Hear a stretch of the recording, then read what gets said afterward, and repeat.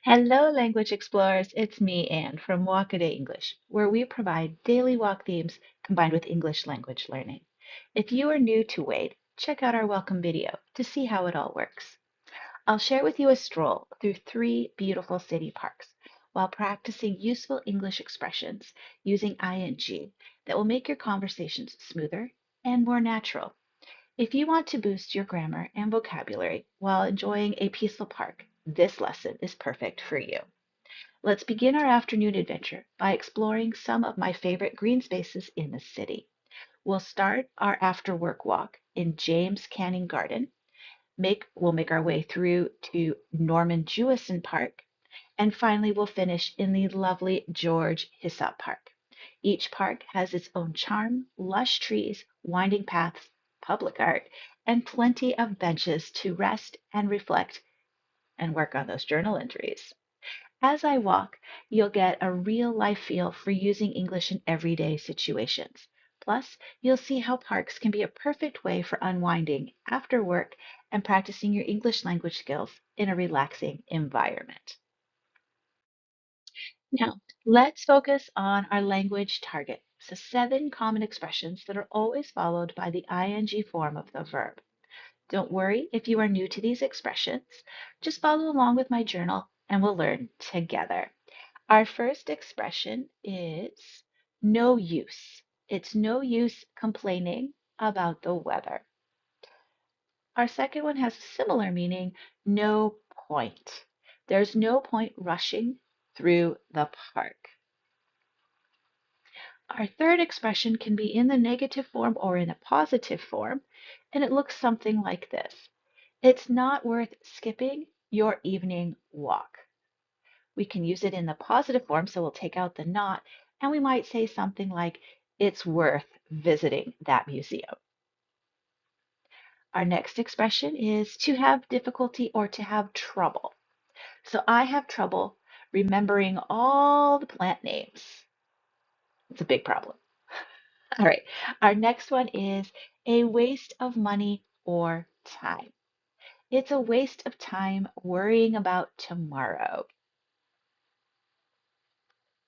To spend time is similar, and we can change time to be minutes. So we could say to spend 10 minutes doing something, or to spend 3 months doing something. So we can change that word time to whatever time frame works for your situation. We don't have to specifically use the word time, like we did in the previous expression of a waste of time, a waste of money. So, to spend time. I love spending time relaxing in the gardens. I love spending 5 minutes doing a sit spot, for example. Our last one is to waste time. So, again, we can be flexible with that time expression. We can waste hours, minutes, days, weeks, years, depends on your situation. Here, it's easy to waste time by staying inside. I'll use these expressions in real sentences in my journal so you can hear how they sound in context.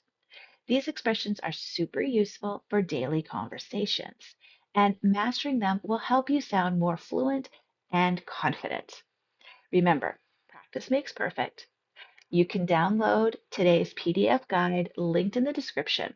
All this information and some journaling questions are there to guide you through today's walk and journal entry. Now, before we take a look at my journal entry, where I use these expressions to talk about the three parks that I visited after work, this is the part of the video where I encourage you to practice your speaking by shadowing what I say. If you are new to shadowing, check out my welcome video. Shadowing helps you improve your pronunciation, rhythm, and confidence. So don't be shy, give it a try. Let's take a look at my journal. I usually walk to Bloor Station on Yonge Street, but for some reason I looked east and noticed the Yonge Street linear parks were open after being renovated. There was no use resisting this adventure. My adventure started in James Canning Garden. I had difficulty finding out who he was, but in the end I discovered he was a local Torontonian who wanted to give back to Toronto through a gift of green space. The next park had these metal arches. I wasted no time walking to them and exploring. It is an artwork created by Catherine Tomorrow called Autochthonous, Infinite Aspects of Connection. There was no point taking pictures of everything today, as I had a schedule to keep, but I will come back when I have more time. That is the problem of not knowing what I will see on my walking adventures. This park is called Norman Jewison Park. Norman Jewison is a famous Canadian filmmaker from Toronto. My favorite was Moonstruck. People in the community could spend hours enjoying this park and the other two because there are places to sit and enjoy the space. This park started with Barney's Fountain. I wasn't sure if it was worth noting and taking a picture, but when I got to the end of the park, I found out the fountain is a dog drinking fountain and Barney was Mr. Jewison's dog. Across the street, I could see hints of pink, and of course, my curiosity was piqued. This is George Hislop Park, named for an influential gay activist from Toronto. The pink I saw became more than a hint and is part of an interactive public art piece called Q Experience by Inspire. I had trouble taking a selfie in the reflective arch above. I will need to bring a friend next time. I think this piece and the arches in the previous park would be great to see at night as they are both lit.